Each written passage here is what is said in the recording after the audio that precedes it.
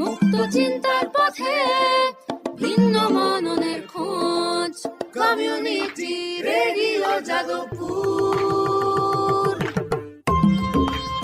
আপনারা শুনছেন community radio Jadavpur 90.8 megahertz.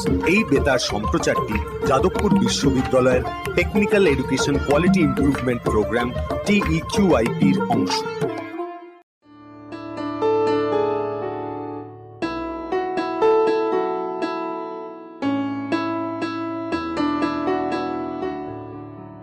Jadavpur বিশ্ববিদ্যালয় ও ইংল্যান্ডের স্যালফোর্ড বিশ্ববিদ্যালয়ের যৌথ উদ্যোগে আমাদের নতুন অনুষ্ঠান জিনের আলোয় দেখেছিলেম।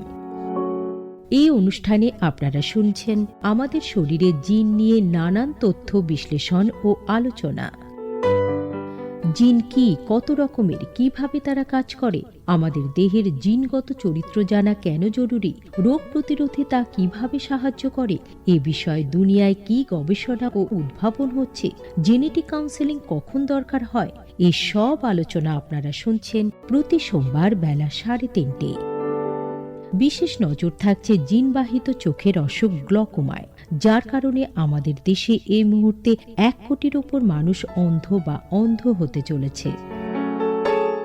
আলোচনায় থাকছেন বিজ্ঞানী, অধ্যাপক, গবেষক, জেনেটিক কাউন্সেলর, চক্ষুরোগ বিশেষজ্ঞ, সমাজকর্মী, সর্বোপরি সেই সব মানুষ যারা গ্লকোমায় আক্রান্ত। শুনুন জিনের আলোয় দেখেছিলেন প্রতি সোমবার বেলা 3:30। জানুন কোন সে জিন ভূতের মতো ভর করে আছে আমাদের শরীরে। ভূতের কথা জানলে যদি সাবধান হই বর্তমানে, লাভবান হই ভবিষ্যতে, ক্ষতি কি? নমস্কার, জিনের আলোয় দেখেছিলেম অনুষ্ঠানের আরও একটি পর্বে আপনাদের স্বাগত। আপনাদের মনে থাকবে আমরা ইতিমধ্যে জিন কি, জিনের দ্বারা কি কি রোগ হয়, বিশেষ করে চোখের রোগ এবং গ্লকোমা জিনগত কতটা হতে পারে এবং সেটা আগে থেকে জানলে কি সুবিধা হতে পারে, এই বিষয়ে আমরা বিভিন্ন এক্সপার্টের সাথে আলোচনা করেছি। আমি ডক্টর অরিজিৎ মুখোপাধ্যায়, আমি ইউকের স্যালফোর্ড বিশ্ববিদ্যালয়ের অধ্যাপক। আজকে আমাদের সঙ্গে আছেন ডক্টর অসীম শীল। উনি একজন চক্ষু বিশেষজ্ঞ, একজন ডাক্তার। আমি প্রথমে ওনাকেই রিকোয়েস্ট করব একটু ওনার নিজের সম্বন্ধে বলতে, ব্যাকগ্রাউন্ড, কোথায় কোথায় উনি জড়িত আছেন। নমস্কার, চোখের ডাক্তারি আমি পড়াশোনা করেছি মাদুরাইতে এবং লন্ডন বিশ্ববিদ্যালয়ে। তারপরের থেকে 30 বছরের বেশি আমি দক্ষিণবঙ্গের বিভিন্ন এলাকাতে কাজ করছি। মেদিনীপুরেই মূলত আমার কাজের ক্ষেত্র, এছাড়াও 24 পরগনা, কখনো কখনো বাঁকুড়া, পুরুলিয়া, এখানেও আমি কাজ করেছি। তো গ্লকোমা নিয়ে বাধ্য হয়ে যেন আমাকে বেশি ভাবতে হয়েছে। কেন? বিশেষ করে মেদিনীপুর জেলাতে আমার মনে হয়েছে যে অন্যান্য জায়গার থেকে গ্লকোমা রোগীর সংখ্যাটা বেশি। আচ্ছা। একটা বিশেষ ধরনের গ্লকোমা মেদিনীপুরের সমুদ্র তটবর্তী এলাকাতে পাওয়া যায়, সেটা পরে আমরা সেই প্রসঙ্গে আসব। আবার সেই মেদিনীপুরের জনগণ যারা পুরুষানুক্রমে দক্ষিণ 24 পরগনা, সাগর, কাকদ্বীপ এইসব জায়গায় এসেছেন, তাদের মধ্যে ওই ধরনের গ্লকোমাটা পাওয়া যায়। আমরা আসবো ওই আলোচনায়। হ্যাঁ, গ্লকোমার কি বিশেষত্ব যার জন্য এটা আপনাকে জোর করে অ্যাটেনশন নিয়েছে আপনার থেকে? দেখুন, ক্যাটারাক্ট অপারেশন করলে পেশেন্টের দৃষ্টিটা বলা যেতে পারে কয়েক ঘন্টার পরে, যখন চোখের অবসভাবটা কেটে যায় তখন থেকেই রোগী দেখতে আরম্ভ করে। ক্যাটারাক্টটা হচ্ছে চোখের যে লেন্স আছে সেই লেন্সের অস্বচ্ছতা।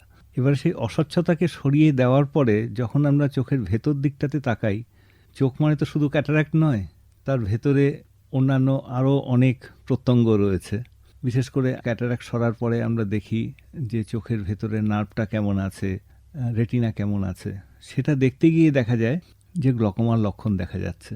তার মানে বাই অ্যাক্সিডেন্ট ডায়াগনোজড হয় মোস্টলি। হ্যাঁ, গ্লকোমা বেশিরভাগ ক্ষেত্রে ইংরেজিতে যেটা বলা হয় অপরচুনিস্টিক স্ক্রিনিং, মানে সুযোগ পেয়ে রোগ ধরা পড়া। মানে এটা কি কোনো ব্যথা, মাথা যন্ত্রণা, চোখ লাল হওয়া সব কিছু থাকে না? গ্লকোমার কিছু কিছু ক্ষেত্র আছে যেখানে মাথা যন্ত্রণা, চোখ লাল হওয়া, হঠাৎ করে চোখ ঝাপসা হয়ে যাওয়া, চোখের সামনে রামধনুর মতো রং দেখা, এই ব্যাপারগুলো হয়। কিন্তু যেগুলো নিয়ে আমরা বেশি চিন্তিত এবং যেটা বেশি মাত্রায় লোকেদের মধ্যে হয়, সেইটা কিন্তু একদম চোরের মতো এসে দৃষ্টি নিয়ে চলে যায়। পেশেন্ট বুঝতেই পারে না যে বুঝতেই পারে না। দুটো ঘটনা বললে বুঝতে পারবেন। এক ভদ্রলোক নিজের গাড়ি চালানোর খুব শখ, প্রমোশন পাওয়ার পরে শখ করে একটা গাড়ি কিনেছেন এবং প্রথম দিনই রাস্তায় অ্যাক্সিডেন্ট করলেন। তখন ওনার মনে হলো আমার বোধহয় চোখে দেখার কিছু অসুবিধা হয়েছিল, মানে পাশ থেকে যে আরেকটা গাড়ি চলে আসছে এটা উনি দেখতেই পাননি। আমরা যে তাকালে আর কি পাশটা অনেকটা দেখতে পাই, ওইটা ক্ষতিগ্রস্ত হয় গ্লকোমা। হ্যাঁ, মানে আস্তে আস্তে দৃষ্টির পরিসরটা এত ছোট হয়ে আসে, যেমন ধরুন মোড়ানো ক্যালেন্ডারের মধ্য থেকে আপনি সেই চোঙার মধ্য থেকে যদি পৃথিবীটাকে দেখেন যেরকম দেখাবে, গ্লকোমাতে খানিকটা সেই রকমই হয়। আচ্ছা, তো সেই ভদ্রলোক সেই পাশ থেকে যে গাড়ি এসছে সেটা মানে দেখতেই বুঝতেই পারেননি। তারপরে যখন চোখের ডাক্তারের কাছে এলেন, আসার পরে সে ডাক্তার তাকে দেখে বললেন যে আপনার গ্লকোমা হয়েছে, আপনার গাড়ি অবশ্যই থাকবে কিন্তু অন্য কেউ আপনাকে গাড়ি চালিয়ে সাহায্য করবে, আপনি গাড়িটা চালাবেন না। তার কারণ দৃষ্টির পরিসরটা এতটাই ছোট হয়ে গেছে। আচ্ছা, আবার আরেকটা ঘটনা, একজন ভদ্রমহিলা তো মাদুরাইতে উনি চিকিৎসা করাতে গেছেন, তখন আমি মাদুরাইয়ের ছাত্র। তো সাধারণত কি হতো যে বাঙালি রোগী গেলে তাদের সঙ্গে বাঙালি ডাক্তার থাকলে তাদের যোগাযোগ করিয়ে দেওয়া হতো, যে তাদের কিছু বোঝার সুবিধা, কোনো অসুবিধা হলে সেই ব্যাপারগুলো শুধরে নেওয়া যেত। তো ওনাকে জিজ্ঞেস করলাম আপনার গ্লকোমা কি করে ধরা পড়লো? উনি তখন বললেন আমার ছেলে ধরেছে। ছেলে পাশে ছিল। তুমি কি মেডিকেল স্টুডেন্ট? বললেন না, আমি মেডিকেল স্টুডেন্ট নই, আমি কমার্স পড়ি। তাহলে তুমি ধরলে কি করে? ওরা মা বলবে। আচ্ছা, তখন মা বলছে যে ও একদিন সন্ধেবেলা বাড়িতে ঢুকে দোতলার ঘরে পড়াশোনা করতে চলে গেছে, এতক্ষণ ধরে মা রেগে রয়েছে, সন্ধে হলো ছেলে ঘরে ঢোকেনি আড্ডা মেরে। আচ্ছা, দেখতেই পাইনি যে ছেলে ঢুকেছে। রাত্রিবেলা যখন খেতে এসছে তখন মা খুব বকাবকি করেছে। ও বারবার মাকে বললো যে না আমি এসেছি, তুমি জানো না। এইবারে মায়ের ছেলেতে অভিমান। পরের দিন ছেলে বলছে আমি কলেজে যাব না, আমি তোমাকে চোখের ডাক্তারের কাছে নিয়ে যাব। তোমার ডান দিক দিয়ে আমি ঢুকে গেলাম, তুমি দেখতে পেলে না। এবং দেখা গেল যে তার দৃষ্টির পরিসরটা কমে যাওয়ার জন্য সে ছেলে যে ঢুকেছে সেটা দেখতে পায়নি। মানে ছেলেটার বুদ্ধি বাহবা দিতে হবে যে সে কলেজে না গিয়ে মাকে ডাক্তারের কাছে নিয়ে গেল, বুঝেছে ইম্পর্টেন্সটা বুঝতে পেরেছে। এই ঘটনাটাই ঘটে, দৃষ্টির পরিসরটা কমে যায়। এই যে আপনি যেটা বললেন, তার মানে অনেক লোকই হয়তো নর্মালভাবে ঘুরে বেড়াচ্ছে, যাদের হয়তো দৃষ্টি পরিসরটা কমছে তারা জানে না। তাহলে এইটা কিভাবে লোকে তাহলে এটা সম্বন্ধে সাবধান হবে? কত ফ্রিকুয়েন্টলি তাদের চোখ দেখানো দরকার যাতে তারা আগে এটাকে ধরতে পারে? কি আপনার রেকমেন্ডেশন? গ্লকোমা বেশিরভাগ ক্ষেত্রে মোটামুটি 35-36 বছর বয়সের পরের থেকে তার স্বরূপ প্রকাশ পেতে শুরু করে। আচ্ছা, তো সেই জন্য আমরা যেটা বলি যে 35-36 বছর বয়সের পর থেকে বছরে একবার কোনো প্রয়োজন থাক বা না থাক নিয়ম করে চোখ দেখাবেন। উল্টো দিকে যিনি চোখ দেখছেন তারও একটা দায়িত্ব থেকে যায় যে চোখটাকে সম্পূর্ণ দেখা, মানে গ্লকোমা আছে কি এটা দেখা। হ্যাঁ, ধরুন একজন এলো, ধরুন 40 বছর বয়সে কাছে দেখতে অসুবিধা হয়, তখন কেউ একজন এলো, একটা সাধারণ কাছে পড়া চশমা দিয়ে দিলাম, সেটা একটা খুব ভালো সমাধান, সহজ সমাধান। কিন্তু সেটার সঙ্গে সঙ্গে যিনি চশমা দিচ্ছেন তারও কর্তব্য হওয়া উচিত একবার অফথালমোস্কোপ দিয়ে ভেতরটা দেখা যায় চোখে গ্লকোমার কোনো লক্ষণ দেখা যাচ্ছে কিনা। তো এটা মানে খুব সহজেই এই পরীক্ষাটা করা যায়। সেখানে একটা দায়িত্বশীলতার প্রশ্ন থেকে যাচ্ছে। সেই অভ্যেসটা যত তৈরি হয় তত ভালো। তার মানে এই যে আপনি অফথালমোস্কোপ একটা যন্ত্রের কথা বললেন, তার মানে এটা প্রথম স্ক্রিনিংটা গ্লকোমার জন্য বিশাল সময় সাপেক্ষ নয়, বিশাল ব্যয় সাপেক্ষ একদমই নয়। So awareness is the limitation এবং সদিচ্ছা। যে ধরুন আমি ব্যক্তিগতভাবে বলতে পারি বা আমি আমার সহযোগী যারা আছেন, যে কোনো মানুষ যদি আসে চোখ চুলকানোর জন্য তার ওষুধ যা প্রয়োজন সেটা তো দেবই, কিন্তু তার সঙ্গে সঙ্গে চোখের ভেতরটাও একবার উঁকি মেরে দেখে নেব যে তার গ্লকোমার কোনো লক্ষণ দেখা যাচ্ছে কিনা। এটা খুবই গুরুত্বপূর্ণ বিষয় বললেন যে শুধু পেশেন্টের বা সাধারণ মানুষের অ্যাওয়ারনেস নয়, ডাক্তারদেরও অ্যাওয়ারনেস এবং সদিচ্ছা, এই দুটো সমানভাবে গুরুত্বপূর্ণ এইটাকে হেল্প করার জন্য। তো এইটা যদি ধরুন আপনাদের যে গাইডেন্স থাকে, মেডিকেল গাইডেন্স থাকে যে কীভাবে গ্লকোমা করতে বা কীভাবে চোখ পরীক্ষা করতে হবে, সেইখানে কি এটা ইনক্লুডেড যে গ্লকোমার জন্য এই টেস্টটা করা উচিত রুটিনলি সমস্ত কিছু দেখা উচিত, যেটাকে কম্প্রিহেন্সিভ আই এক্সামিনেশন বলা হয়। সেটা একদম 100% গাইডলাইন্সে আছে। আচ্ছা, কিন্তু কথা হচ্ছে যে অনেক সময় আমরা প্রচুর রুগী, অত দেখার সময় নেই, এই দোহাইটা দিই। ঠিক, কিন্তু সত্যিকারের যদি করা যায় এটা কিন্তু সম্ভব। এবং তাতে যদি ধরুন সবাই করে, এটা আমি একটা মানে থিওরিটিক্যাল পসিবিলিটি ভাবছি, বা যে ডাক্তাররাই করে তারা তার মানে অনেক গ্লকোমা পেশেন্টকে আগে থেকে ধরতে পারে যাদের অতটা ড্যামেজ হয়নি। হ্যাঁ, সে আগে থেকে ধরলে কি পেশেন্টের কোনো লাভ হয়? অবশ্যই লাভ, কারণ গ্লকোমার যা হারিয়ে যায় সেটাকে আর ফেরত পাওয়া যায় না। আচ্ছা, কাজে যত আগে ধরে চিকিৎসা করতে পারবো তত তার দৃষ্টিটাকে আমরা বাঁচাতে পারবো। আর একটা দৃষ্টি বেঁচে যাওয়া মানে হচ্ছে মানুষের ব্যক্তিগত জীবন, তার সঙ্গে জাতীয় ক্ষেত্রে তার আর্থিক অবদান, সবকিছু জড়িয়ে আছে। ঠিক ঠিক। একটা মানুষের ডিসেবিলিটি থেকে একটা মানুষকে রক্ষা করা। হ্যাঁ। তো সেটা আমি আমার যারা জুনিয়র বা আমার ছাত্র যারা, তাদেরকে একটা বলি, দেখো একজন পেশেন্টকে তুমি দেখেছো, 2 বছর 3 বছর বাদে কোনো কারণে আবার তোমার কাছে আসলো, তখন তুমি দেখলে যে পেশেন্টের একটা চোখে গ্লকোমার মানে একদম অ্যাডভান্স ড্যামেজ হয়ে গেছে, তখন যেন তোমার মনে অনুশোচনা না হয় যে ইস আমার কাছে এসছিল, তখন যদি আমি বলতাম তাহলে ওটা বাঁচিয়ে দেওয়া যেত। ঠিক ঠিক। তাহলে আমরা অন্য অন্য কিছু চোখের রোগের কথা এই জিনের আলোয় দেখেছিলাম অনুষ্ঠানেই শুনেছি অন্যান্য বিশেষজ্ঞদের থেকে। ক্যাটারাক্ট তো আছেই, যেটা আপনি বললেন এটা ফেরত আসে। ধরুন রেটিনাইটিস পিগমেন্টোসা একটা খুব কমন রোগ, বা এজ রিলেটেড ম্যাকুলার ডিজেনারেশন আরেকটি খুব কমন রোগ। তো আমি যতটুকু জানি যে এই রোগগুলো রেটিনাইটিস পিগমেন্টোসা বা এজ রিলেটেড ম্যাকুলার ডিজেনারেশন, সেখানে আপনি আগে থেকে জানলেও খুব একটা কিছু ঠেকানো যায় না। তো গ্লকোমা কি এক্ষেত্রে একটা ইউনিক অ্যাডভান্টেজ? একদম। দেখুন, গ্লকোমা এর মেকানিজম যেটা এক্স্যাক্ট মেকানিজম মানে সেটা কিন্তু এখনো 100% আমরা বলতে পারবো না যে গ্লকোমাকে আমরা বুঝে ফেলেছি। বিভিন্ন রকমের চিন্তাভাবনা গ্লকোমাকে নিয়ে আছে যে অ্যাকচুয়ালি গ্লকোমাতে কি হচ্ছে। গ্লকোমাতে যেটা হয়, ধরুন আমাদের চোখটাকে আমরা সবসময় তুলনা করি একটা ক্যামেরার সঙ্গে, আর ব্রেনটা হচ্ছে আমি ক্যামেরা দিয়ে কি দেখছি সেটা বোঝার জন্য। ঠিক। ব্রেন আর ক্যামেরার মধ্যে যে সংযোগটা সেটা হচ্ছে অপটিক নার্ভ, যেটা অনেকটা আপনার ভিডিও ক্যামেরার কেবলের সঙ্গে তুলনা করতে পারে। হ্যাঁ। তো গ্লকোমাতে যে ঘটনাটা ঘটে সেটা হলো এই যে অপটিক নার্ভটা, সেটা ক্রমাগত ওটার ক্ষয় হতে থাকে। মানে কেবলটা ছিঁড়ে গেছে বা ছিঁড়ে যাচ্ছে। কেবলটা ছিঁড়ে যাওয়ার চাইতেও কেবলের মধ্যে তো অনেক তার থাকে, যেন প্রত্যেক দিন মনে হচ্ছে কোনো চোর একটা একটা একটা করে তার খুলে নিয়ে পালিয়ে যাচ্ছে। আচ্ছা। এবং কেবলের মধ্যে গহ্বরটা আস্তে আস্তে আস্তে বাড়তে আরম্ভ করছে। হ্যাঁ। তো এই ঘটনাটাই ঘটে, অপটিক নার্ভ ফাইবারগুলো আস্তে আস্তে লস হতে থাকে। এবং এটা গ্লকোমার যে অপটিক নার্ভের একটা বিশেষ ধরনের একটা ক্ষতি আমরা লক্ষ্য করি, সেটা অন্য কোনো রোগে হয় না। আচ্ছা। সেই জন্য গ্লকোমা একটা আলাদা এন্টিটি, গ্লকোমা একটা আলাদা এর একটা অস্তিত্ব একটা রোগ হিসেবে। আচ্ছা, খুবই গুরুত্বপূর্ণ বিষয়ে আমরা এখন একটা বিরতি নিয়ে নেব। বিরতির পর আমরা এখান থেকে আবার কন্টিনিউ করব যে এটা যে একটা ইউনিক অ্যাডভান্টেজ যেটা অন্য কোনো চোখের রোগে হয় না, যে early diagnosis actually can prevent, সেটা নিয়ে আমরা বিরতির পরে আবার ফিরে আসছি। দূরে সে পাশে বসে পায়ে পায়ে কখনো চলে যায় দূর,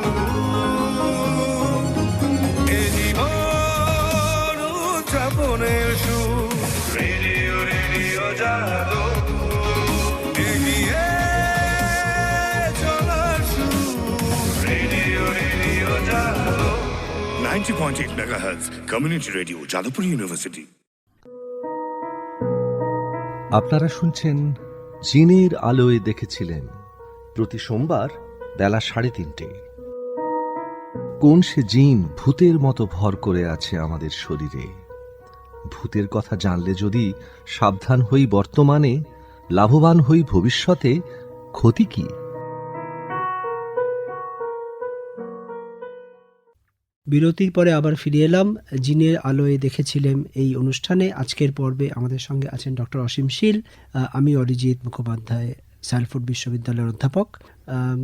অসীমবাবু, আমরা বিরতি যাওয়ার আগে আলোচনা করছিলাম যে কোনো রোগই আমরা জানি যে যত আগে জানবো তত ভালো পেশেন্টের জন্য, কিন্তু আপনার কথা যেটা বুঝলাম যে গ্লকোমায় অ্যাকচুয়ালি একটা ইউনিক অ্যাডভান্টেজ আছে, এটা অন্যান্য চোখের রোগে বিশেষ করে নেই, যে গ্লকোমাকে অ্যাকচুয়ালি ঠেকানো যায় বা প্রোগ্রেসটা স্লো করে দেওয়া যায় যদি আগে ধরা যায়। এটা কি ঠিক ভাবছি? অনেকাংশে ঠিক। তার কারণ হচ্ছে গ্লকোমার মেকানিজম যাই হোক না কেন, গ্লকোমা সৃষ্টির পিছনে যে রহস্যই লুকিয়ে থাক না কেন, ট্রিটমেন্ট বলতে গেলে একটাই, সেটা হচ্ছে চোখের প্রেশারটাকে আমরা কমিয়ে রাখি। একটা সময় মনে করা হতো চোখের প্রেশার বাড়লেই গ্লকোমা হয়, কিন্তু পরে দেখা গেল যে চোখের যে নর্মাল প্রেশার, সেই নর্মাল প্রেশারও অনেকে গ্লকোমার মতো ড্যামেজ হয়ে যাচ্ছে। আচ্ছা। অতএব প্রেশারটাই যে একমাত্র ক্ষতিকারক ঘটনা চোখের মধ্যে, এমনটা নয়। আচ্ছা। তার সঙ্গে সঙ্গে চোখের যে নার্ভ আছে, নার্ভের রক্ত চলাচলটা কেমন হচ্ছে সেটাও একটা ধর্তব্য বিষয়। আচ্ছা। তার সঙ্গে সঙ্গে কিছু কিছু মানুষ নর্মাল প্রেশারেও কেউ সহ্য করতে পারছে না, কেউ কেউ দেখা যাচ্ছে হায়ার প্রেশারও সহ্য করে নিতে পারছে। সেটা এক একজনের ইন্ডিভিজুয়াল ডিফারেন্স। যেটা কিন্তু প্রেশারটা কমানোই আপনাদের ট্রিটমেন্টের একমাত্র গ্লকোমার ট্রিটমেন্ট হচ্ছে প্রেশারটাকে কমিয়ে রাখা। সেই কমানোটাও হচ্ছে কতটা কমাবো সেটা নির্ভর করে অলরেডি কতটা ড্যামেজ হয়েছে তার উপরে। আচ্ছা, ইতিমধ্যেই কতটা ক্ষতি হয়ে গেছে সেটাকে নিরূপণ করেই আমরা প্রেশারটাকে কমাবো। যেমন দেখি কারোর একদম যদি শুরুতে নর্মাল আমাদের চোখের প্রেশার মনে রাখা সহজ হয়েছে 10 থেকে 21 মিলিমিটার অফ মার্কারি, তো 10 থেকে 20 যদি আমি ধরি। ধরুন কারোর গ্লকোমা সেরকম সবে লক্ষণ দেখা যাচ্ছে, এখনও সেরকম ক্ষতি হয়নি, সেখানে যদি কারোর ওষুধ দেওয়ার পরে চোখের প্রেশার 18-19 থাকে, আমি অতটা দুশ্চিন্তাগ্রস্ত হব না। আচ্ছা, কিন্তু কারোর যদি দেখি যে গ্লকোমা ড্যামেজ হয়ে এমন হয়েছে যে একেবারে দৃষ্টি যতটুকু আছে সেটুকু সুতোয় ঝুলছে, সেখানে কিন্তু চোখের প্রেশারটা যদি 12-13-তে না আসে, আমি কিন্তু নিশ্চিন্ত থাকতে পারবো না। আচ্ছা, তার উপরে নির্ভর করে ড্যামেজ কতটা হয়েছে, তার উপরে নির্ভর করে চোখের প্রেশার কমানোর টার্গেটটা কি হবে। তাহলে এই যে আপনি টার্গেটটা করেন, এইটা কিভাবে কমানো হয়? এখন প্রথমেই আমরা গ্লকোমাটাকে ক্লাসিফাই করে নিই, আচ্ছা, শ্রেণীভাগ করে নিই যে ন্যারো অ্যাঙ্গেল গ্লকোমা না ওপেন অ্যাঙ্গেল গ্লকোমা। আচ্ছা, তো ন্যারো অ্যাঙ্গেল গ্লকোমা মানে হচ্ছে চোখের মধ্যে ক্রমাগত একটা তরল পদার্থ তৈরি হচ্ছে চোখের পুষ্টিটাকে বজায় রাখার জন্য। এখন কোথাও যদি একটা তরল পদার্থ ক্রমাগত যদি তৈরি হয়, তার বেরোনোর রাস্তাটাও তো চাই। ধরুন গাড়ি একটা রাস্তায় ঢুকছে, কিন্তু বিভিন্ন দিকে বেরোনোর যে রাস্তাটা সেই জায়গাটা সরু হয়ে গেছে, তো ট্রাফিক জ্যাম হবে। যে রাস্তায় কাজ হচ্ছে, খোঁড়াখুড়ি হচ্ছে, যে চড়া রাস্তা ছিল সেটা সরু হয়ে গেছে, ট্রাফিক জ্যাম হবে। ন্যারো অ্যাঙ্গেল গ্লকোমার ক্ষেত্রে এরকম। আচ্ছা, এরপর দেখা গেল যে না, কলকাতায় ট্রাফিক জ্যাম হচ্ছে না, হাওড়া ব্রিজ ক্রস করে যখন হাওড়াতে গেলেন সেইখানে জ্যাম হয়ে গেছে, সেইটার জন্য কলকাতাতে চাপ বাড়ছে। আচ্ছা, এটা হচ্ছে ওপেন অ্যাঙ্গেল গ্লকোমা। মানে ওপেন অ্যাঙ্গেল গ্লকোমাতে হচ্ছে চোখের যে অ্যাঙ্গেল আমরা বলি, angle of the anterior chamber, সেখান থেকে জল বেরোনোর রাস্তাটা ঠিক আছে, তারপরে গিয়ে রেজিস্ট্যান্সটা হচ্ছে। আচ্ছা, আর ন্যারো অ্যাঙ্গেল গ্লকোমাতে জল বেরোনোর যে রাস্তাটা, সেই রাস্তাটাতেই রেজিস্ট্যান্স রয়েছে। আচ্ছা, তো এখন ন্যারো অ্যাঙ্গেলের ট্রিটমেন্টটা মূলত সার্জিক্যাল। আচ্ছা, আমরা সেখানে লেজারের সাহায্যে একটা জল বেরোনোর একটা খানিকটা বাইপাস তৈরি করি, যাতে মানে ট্রাফিক কনজেশন না হয়, সেইটা আমরা একটা ব্যবস্থা করি। এরপরে সেটাও যদি কাজ না হয়, তখন আমাদের সবচেয়ে কমন অপারেশন যেটা ট্র্যাবেকুলেক্টমি বলা হয়, সেই অপারেশনটা আমরা করি। আরও অপারেশন আছে, আচ্ছা, লেজারেরও আরও অপারেশন আছে, তারপরে চোখের অ্যাঙ্গেল স্ট্রাকচারের উপরে আরও কিছু ফাইনার অপারেশন আছে। কিন্তু কমনলি যেটা করা হয় সেটা হচ্ছে লেজারের সাহায্যে একটা আইরিডোটমি করা হয়, আর এটাও যদি ফেল করে তখন ট্র্যাবেকুলেক্টমি করা হয়। তো এগুলো সবেরই গোল হচ্ছে প্রেশারটাকে কমানো। আর ওপেন অ্যাঙ্গেল গ্লকোমা প্রথমে আমরা চেষ্টা করি যে ওষুধ দিয়ে প্রেশারটাকে কমিয়ে রাখা, মানে আই ড্রপ। আচ্ছা, প্রথমে আমরা একটা দিয়ে শুরু করি, আর তারপরে আমরা 2-3 সপ্তাহ বাদে দেখি কতটা প্রেশারটা নামলো। যদি ডিজায়ার্ড লেভেলে, মানে যেটা আমরা চাইছি সেই লেভেলে নেমে যায়, তাহলে আমরা ওষুধের সংখ্যাটা বাড়াই না। সেটা শুধু নয়, তার সঙ্গে আমরা চোখের দৃষ্টির পরিসরটা আমরা পরীক্ষা করি, যে কতটা দৃষ্টির পরিসরটা ছোট হয়ে আসছে। আগে আপনি বলছিলেন যে পাশটা দেখতে পাচ্ছি না, হ্যাঁ, সেটা কতটা, সেটা ফিল্ড টেস্টিং বলা হয়। ফিল্ড টেস্টিং করে দেখা হয় যে কতটা ছোট হয়ে আসছে। আচ্ছা, সেইটার উপরেও আবার নির্ভর করে যে প্রেশারটাকে আরও কমাবো কিনা। আচ্ছা, আচ্ছা, এখন ওষুধ বাড়াতে গেলেই যেটা আমাদের সবচেয়ে বড় সমস্যা, সেটা হচ্ছে ওষুধগুলো যথেষ্ট দাম, আর সারা জীবন ধরে দিয়ে যেতে হবে। আচ্ছা, সেটা ওষুধ দেওয়ার সঙ্গে সঙ্গে আরেকটা প্রশ্ন আমরা সবসময়ই করি, আপনি কিন্তু এই ওষুধটা যদি নিয়মিত দিতে না পারেন, তাহলে কিন্তু খুলে বলবেন, আচ্ছা, আমার প্রেশার কমাতেই হবে। যদি দেখা যায় যে পেশেন্ট ওষুধ দিতে পারছে না, তখন উপায় কি? তখন সার্জারি করতেই হয়। ধরুন উড়িষ্যার সীমান্ত থেকে মেদিনীপুরে যারা আসে, অনেক রাস্তায় বাস ধরে তারা আসছে, আমি জানি যে বললেই তারা রেগুলার ফলো আপে আসতে পারবে না, নিজের যে জায়গা সেই জায়গায় ওরা ওষুধ পায় না। সেক্ষেত্রে আমি এই কথাটা বারবার বলি যে আপনি পরিষ্কার বলুন যে আপনি ওষুধটা পারছেন কি না, হয়তো লোকালি পেল না বা পয়সা জোগাড় করতে পারছে না, এই ব্যাপারগুলো আছে, তখন আমরা সার্জারি করে দিই।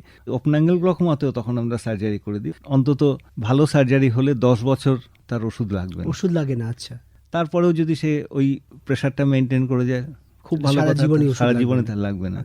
আর যদি আপনি সার্জারি করে দিলেন, ধরুন যতটাই গ্লকোমা হয়েছিল তখন অবধি, সেখানে কি অ্যারেস্ট হয়ে যায় ভিশন লসটা, না তারপরও ডিজিজটা এগোতে থাকে? বেশিরভাগ ক্ষেত্রে অ্যারেস্ট হয়ে যায়। অ্যারেস্ট হয়ে যায়, আচ্ছা। প্রেশার যদি আমি নিয়মিত মেনটেন করতে পারি, একটা যে লেভেলটাতে আমি চাই সেই লেভেলে যদি আমি প্রেশারটাকে মেনটেন করতে পারি, তাহলে ওটা অ্যারেস্টেড থাকবে। সেই জন্যই ফলো আপটা খুব দরকার। আচ্ছা আচ্ছা। আপনি আগে বলছিলেন যে আপনি already narrow angle open angle দুটো টাইপের কথা বললেন।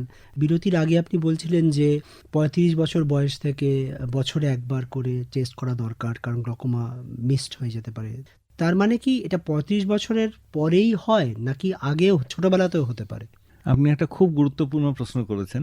এতক্ষণ যে কথাটা বললাম সেগুলো প্রাইমারি গ্লকোমা, মানে চোখের অন্য কোনো রোগ নেই, চোখে শুধু গ্লকোমাটাই হয়েছে, নিজের থেকেই গ্লকোমা হয়েছে, এটা হচ্ছে প্রাইমারি গ্লকোমা। তার দুটো প্রকার, একটা ওপেন অ্যাঙ্গেল মানে জানলা খোলা, আর একটা হচ্ছে ন্যারো অ্যাঙ্গেল যেটা জানলাটা বন্ধ, খানিকটা বন্ধ। তো ওপেন অ্যাঙ্গেলের মধ্যে একটা ভ্যারাইটি আছে যেটাকে বলা হয় juvenile onset open angle glaucoma. আচ্ছা। এটা 4 বছর বয়স থেকে 40 বছর এই সময়ের মধ্যে শুরু হতে পারে। আচ্ছা। তো বিশেষ করে আমাদের জোর দেওয়া দরকার এগুলোতে, তার কারণ যেগুলো adult onset open angle glaucoma, মানে middle age onset open angle glaucoma যেটা বলা যায়, যেগুলো এই 40-এর কাছাকাছি গিয়ে শুরু হলো, সেগুলো অতটা তাড়াতাড়ি দৌড়ায় না। আচ্ছা। অন্তত তার দৃষ্টিটাকে ক্ষতিগ্রস্ত হতে বেশ কিছুদিন সময় লাগে। কিন্তু যেগুলো juvenile onset open angle glaucoma, সেইগুলো খুব তাড়াতাড়ি ওটার অবনতি ঘটে। ধরুন কোনো বাচ্চার যদি 7-8 বছর বয়সে ধরা পড়লো, যদি কোনো চিকিৎসা না হয়, মানে 20 বছর 21 বছরের মধ্যেই দেখা যাবে যে তার দৃষ্টিটা ভয়ঙ্কর রকমভাবে ক্ষতিগ্রস্ত হয়ে গেছে, সে আর তার স্বাভাবিক জীবনযাপন করতে পারছে না। আরেকটা ভ্যারাইটি হয়, কিছু কিছু ক্ষেত্রে বাচ্চারা গ্লকোমা নিয়ে জন্মায়। আচ্ছা। তাদের চোখের স্ট্রাকচারের কিছু অ্যাবনর্মালিটি থাকে, সেক্ষেত্রে বাচ্চাগুলোকে দেখা যায় যে চোখের মণিটা অনেকটা বড়, মানে গরুর চোখের মতো কর্নিয়াটা বড়, আর সেই বাচ্চাগুলো আলোতে কিছুতেই নিয়ে আসা যায় না, আলো সহ্য করতে পারে না, বাচ্চা কাঁদে। বড় চোখ, তার সঙ্গে আলো সহ্য করতে পারছে না, তখন কিন্তু ওটা গ্লকোমাই সন্দেহ করা, একটু ঘোলাটে চোখ। আচ্ছা। সেগুলোর তৎক্ষণাৎ অপারেশন করা দরকার, মানে আমরা 1 মাসের নিচেই আমরা অপারেশন করে ফেলি। আচ্ছা। যদি সময় মতো অপারেশন করা যায়, তাদেরকেও কিন্তু সারা জীবনভর বাঁচিয়ে দেওয়া যায়। মানে ভিশনটা বেঁচে যায়। হ্যাঁ, আচ্ছা। যদি সময় মতো অপারেশন করা যায়।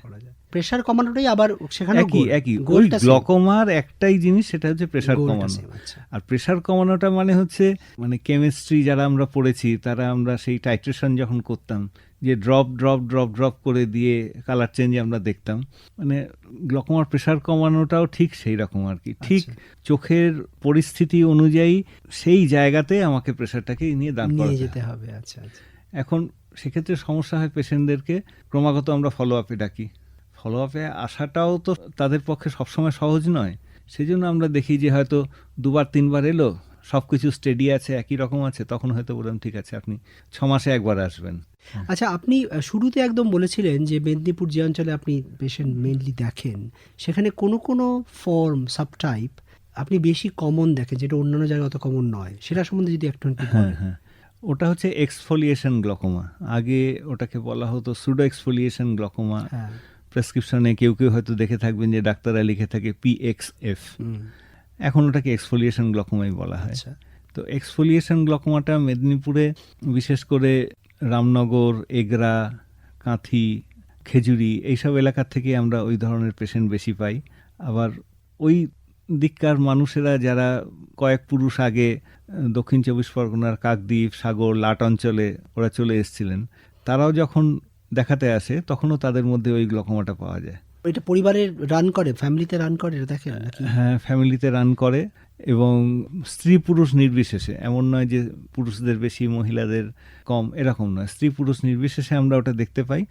আর নিশ্চয়ই ওটার সঙ্গে ফ্যামিলির সঙ্গে সঙ্গে প্রকৃতিরও কিছু অবদান আছে, কিছু এনভায়রনমেন্টাল কন্ট্রিবিউশন আছে, হয়তো আছে, যার ফলে ওই গ্লকোমাটা আমরা দেখতে পাই। এবং ওই গ্লকোমাটা অন্যান্য গ্লকোমার থেকে চিকিৎসা করাটা একটু জটিল।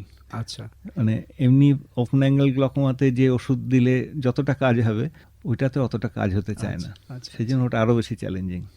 আমরা এই পর্বের প্রায় শেষের দিকে এসে গেছি, তো আমরা জানলাম আপনার থেকে যে গ্লকোমাটা কেন, ডিফারেন্টলি দেখা উচিত অন্যান্য চোখের রোগের তুলনায়, এবং কি অ্যাডভান্টেজ তার, যে আমরা যে ধরতে পারি অ্যাকচুয়ালি আমরা ঠেকাতে পারি অন্ধত্ব। এবং আপনি যেরকম বললেন যে তাতে শুধু যে তাদের কোয়ালিটি অফ লাইফ বেটার হবে তাই নয়, তারা ইকোনমিতেও কন্ট্রিবিউট করতে পারবে, তার এডুকেশন কমপ্লিট করতে পারবে, তারা চাকরি করতে পারবে। তো সব দিক থেকেই সুবিধা, মানে কস্টের দিক থেকেও সুবিধা আর একজন মানুষের জীবনের দিক থেকেও সুবিধা।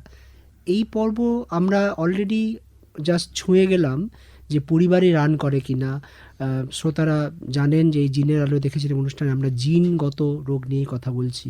তো আমরা গ্লকোমারও জেনেটিক ফর্ম নিয়ে আমরা পরবর্তী একটি পর্বে অনেক বিশদে যাব।